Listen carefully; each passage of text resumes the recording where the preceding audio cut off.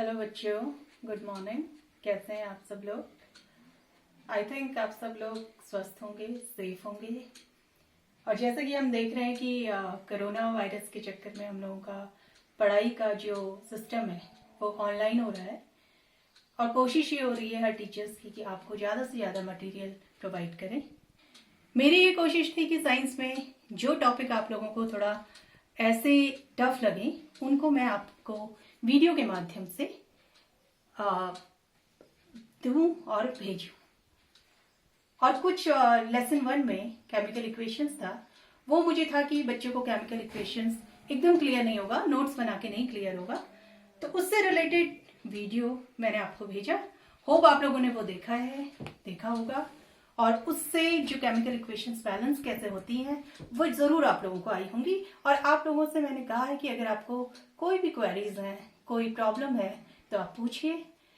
और उसके बाद जो बायो का लेसन मैंने लिया है, मैं क्लास में भी ये कोशिश करती हूँ कि एक केमिस्ट्री, 1 बायो एंड 1 फिजिक्स का चैप्टर हम ले। तो ऐसे सीरियल में हम लोग चलते रहते हैं। तो एक हमारा केमिस्ट्री का कंप्लीट हुआ था, तो अब जैव प्रक्रम पे हम आ रहे हैं जो कि बायो से रिलेटेड है। तो जैव प्रक्रम भी आप लोगों को बहुत ऐसा नया टॉपिक आप लोगों के लिए नहीं है, जीव से रिलेटेड है। बचपन से आप लोग पढ़ते आ रहे हैं, सजीव निर्जीव आप लोग पढ़ते आ रहे हैं। आप लोगों को पता है कि सजीव क्या होते हैं? सजीव जिनमें जीवन होता है। अब जीवन में क्या डेफिनेशन है? कौन सी चीजों को हम सजीव मानेंगे? जो सांस लेते हैं, जो वृद्धि करते हैं, जो एक से दूसरी ओर गति करते हैं। अब इसमें एक सिंपल सी चीज आ जाती है, गति करते हैं। अब हमने गति की बात करी, तो अगर हम प्लांट्स को लें, अगर हम पौधों को लेते हैं, तो पौधे आधे सजीव या निर्जीव? क्योंकि वो गति तो नहीं करते हैं। लेकिन जो कुछ कैरेक्टरिस्टिक्स हमारे प्लांट्स में देखने को मिलते हैं वो सजीव के। एक तो क्या, वो सांस लेते हैं। हम लोग जीव जो है वो क्या करते हैं, ऑक्सीजन लेते हैं, और प्लांट्स कार्बन डाइऑक्साइड लेते हैं और ऑक्सीजन देते हैं। वो वृद्धि करते हैं, वो बढ़ते हैं, बट वो गति अपनी जगह से एक से दूसरी जगह नहीं हो पाते, बट जो उनकी गति का माध्यम है वो वृद्धि के माध्यम से हम लोगों को दिखता है। तो ये सारे टॉपिक्स हम लोग इसमें ले रहे हैं, सजीव निर्जीव। बहुत ज्यादा डिटेल में हम लोग नहीं जाएंगे। और मेरी यही कोशिश थी कि कोई ऐसा टॉपिक आप लोगों को लगे जिस वीडियो के माध्यम से हमें भेजना चाहिए, तो ये मेरी कोशिश थी। लेकिन चलो, मैंने सोचा कि आज ये हमारा वायवी श्वसन और अवायवी श्वसन भी एक बच्चे ने बोला, तो उसका वीडियो भी मैंने आपको यूट्यूब से भेजा, उसको भी आप देख लें। वायवी यानी कि ऑक्सीजन के प्रेजेंस में, अवायवी यानी कि ऑक्सीजन की एब्सेंस में जो श्वसन होती है। अब बेसिकली आज जैव प्रक्रम में यानी कि लाइफ प्रोसेस में हम जो टॉपिक ले रहे हैं वो है श्वसन तंत्र। अब श्वसन तंत्र, मेन पहली चीज ये है कि श्वसन क्या है? रेस्पिरेशन। हम सांस लेते हैं। What do you mean by सांस लेते हैं? जब हम ऑक्सीजन ले रहे हैं, कार्बन डाइऑक्साइड छोड़ रहे हैं। यही सिंपल सा एक श्वसन है। और अगर हम बात करते हैं मनुष्य के श्वसन तंत्र की, तो यहाँ पे मैंने आप लोगों को, मैं नोट्स के माध्यम से भी ये डायग्राम और जो नोट्स मैंने अवेलेबल कराए हैं, क्योंकि हम लोग ये चाह रहे हैं कि कम समय में ज्यादा मैटर हम आप लोगों को दें और बेस्ट मैटर हम आप लोगों को दें। तो जैसा आपको पता है कि हर टीचर्स नेट से देखे, क्योंकि बुक्स हमारे पास अवेलेबल नहीं है, तो ऑब्वियसली हम लोग नेट से बेस्ट आप लोगों को देने की कोशिश कर रहे हैं। और उसमें हर टीचर बहुत मेहनत करके आप लोगों को नोट्स और बेस्ट देने की कोशिश जो कर रहे हैं। तो अगर हम आज का मैं जो टॉपिक ले रही हूं वो है श्वसन तंत्र। अगर हम मनुष्य के श्वसन तंत्र की बात करते हैं, तो जो मनुष्य का श्वसन तंत्र है, मेनली हम जो श्वसन तंत्र होता है हमारा किसके द्वारा होता है? फेफड़ों के द्वारा श्वसन होता है।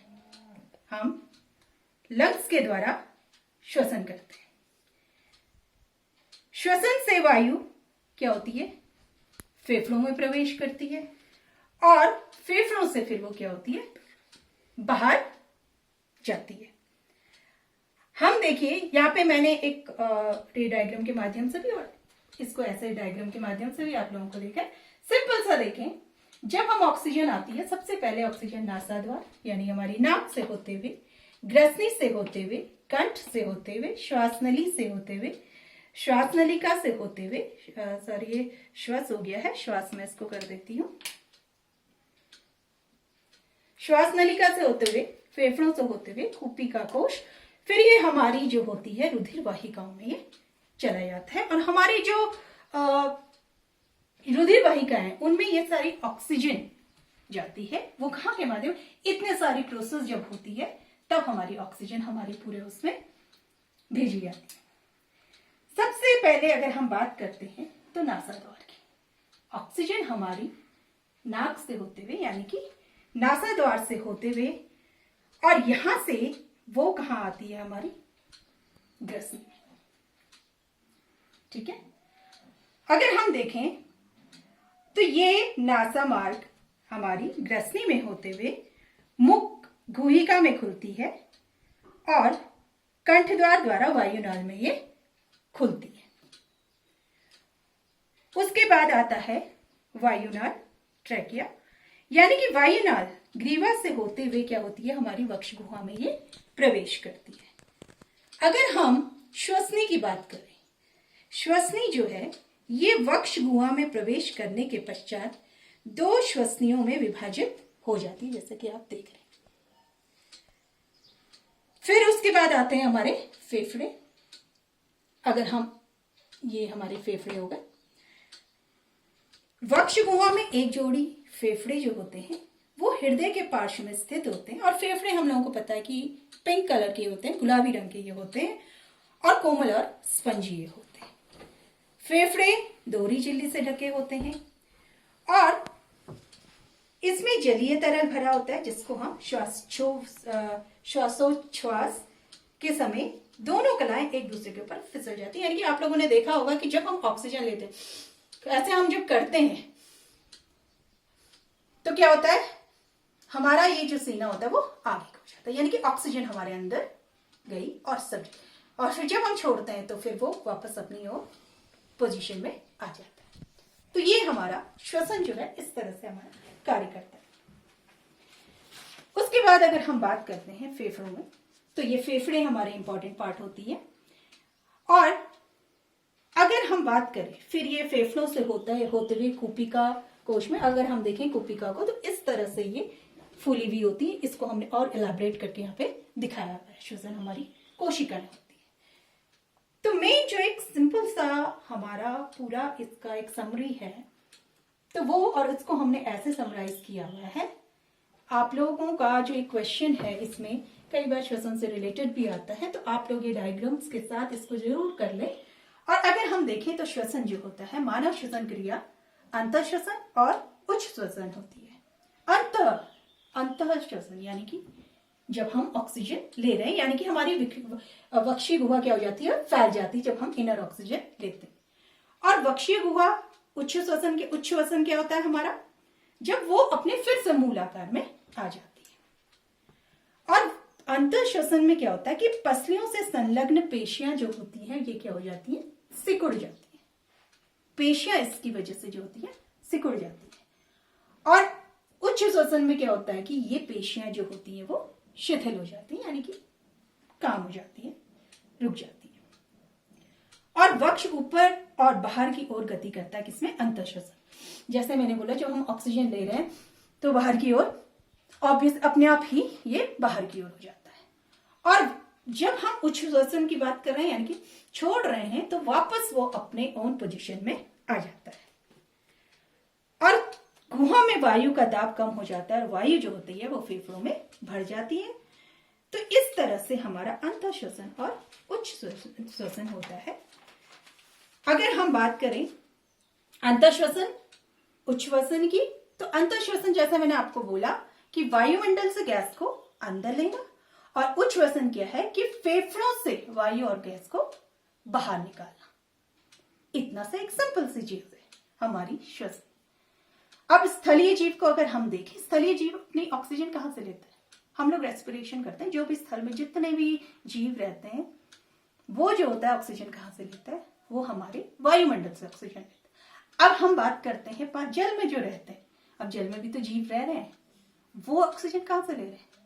हम लोगों को सिंपल सा पता है कि जल क्या होता है, H2O, यानी कि जल में ऑक्सीजन होती है। तो ऑक्सीजन, वो जल में घुली हुई ऑक्सीजन जलीय जीव वहां से लेते हैं, तो वहां से ये ऑक्सीजन लेते हैं। अब अगर हम बात करें कोशिका, रक्त और ऊतकों के बीचों में गैसों का आदान प्रदान कैसे होता है? अब जो होता है वायु, वायु एक्चुअली में क्या होती है? हमारी वायु में CO2 भी होती है, तो ये हमारी कोशिका में जाती है। ठीक हो गया। फिर ये यहां से कहा जाती है रक्त वाहिका में। एक जगह कम है तो थोड़ा सा, रक्त वाहिका में फिर ये यहां से ऑक्सीजन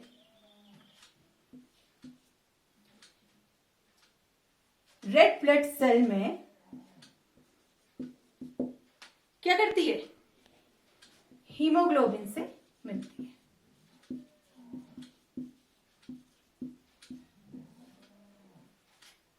ठीक है। उसके बाद यहां से ये कहां जाती है? हमारी धमनियों में जाती है, और फिर यहां से क्या होता है? ग्लूकोज का ऑक्सीकरण होता है। उसके बाद ऊतकों में फिर CO2 का उत्पादन होता है। तो एक सिंपल सी प्रोसेस, जो वायु से हमारी CO2 से समृद्ध जो ऑक्सीजन है, मतलब हमारे वो कैसे कैसे प्रोसेस जाती है। अगर हम बात करें CO2 ऊतकों में, फिर जब ये CO2 ऊतकों में जब ये जा रही है, फिर ये यहां से कहा जाती है? रक्त वाहिका में। और CO2 रक्त में, CO2 का रक्त में क्या हो जाता है? फिर विसरण हो जाता है। फिर ये वापस कोशिका में आती है, कोशिका कोश में इसका विसरण होता है, और फिर इसका बाद हमारे नासाद्वार से CO2, यानी कि जो हमें, जब हम ऑक्सीजन जब हम ले रहे हैं तो उस समय ऑक्सीजन ले रहे हैं, जब छोड़ रहे हैं तो उस समय क्या छोड़ रहे हैं? Carbon dioxide. तो ये सारी प्रोसेस हमारी रेस्पिरेशन की है। तो ये जो आप लोगों को आज बताया गया है, इसके नोट्स भी मैं आप लोगों को अभी भेज दूंगी। और जहां तक मेरा सोचना है कि कुछ ऐसे टॉपिक्स हमारे होंगे जिनमें कि आपको बहुत ज्यादा एक्सप्लेन करने की जरूरत होगी, तो उन टॉपिक्स को लेके मैं आपके बीच में आऊंगी। तो और मैं कोशिश कर रही थी कि मैं वीडियोस ऐसे लेके आऊं कि जहां पे आप लोगों को बहुत ज्यादा उसकी जरूरत होगी। तो मैं जरूर आगे भी आपके बीच में आऊंगी, और जो भी नोट्स आपको दिए जा रहे हैं उन नोट्स को आप नोट कीजिएगा, और बहुत अच्छे तरीके से बोर्ड्स के हिसाब से आप लोग तैयारी कीजिएगा। क्योंकि जितना भी मैटर आपको दिया जा रहा है, ये बोर्ड से रिलेटेड भी दिया जा रहा है, क्योंकि उसी से रिलेटेड जो ज्यादा क्वेश्चंस आते हैं, तो वो ही हम कोशिश कर रहे हैं कि आप लोगों को ज्यादा से ज्यादा वो चीजें दी जाए। तो आप लोग पूरी मेहनत के साथ इसको, और इसके अलावा जो भी टीचर्स आपको मैटर दे रहे हैं उनको आप कीजिए। उनको करने के साथ साथ आप लोग उनको लर्न भी कीजिए, तैयारी कीजिए। और बायो की जहां तक बात होती है, यानी कि साइंस की बात होती है, तो आप डायग्राम्स जरूर बनाइएगा, क्योंकि आप एग्जाम में जब डायग्राम्स बनाते हैं तो डायग्राम्स के माध्यम से आप लोगों को कई चीजें एक्सप्लेन हो जाती हैं, तो वो सबसे इंपॉर्टेंट चीज है। तो आप लोग ये जरूर कीजिएगा, और फिर अगले टॉपिक में जो मुझे लगेगा कि मैं आपको दूं, तो मैं जरूर आपके बीच में आऊंगी। और आप लोग घर में सेफ रहिए, स्टे सेफ, स्टे होम, बिल्कुल भी घर से निकलने की कोशिश नहीं कीजिए। आपसे फिर मुलाकात होगी। आप सभी को हार्दिक शुभकामनाएं। Thank you.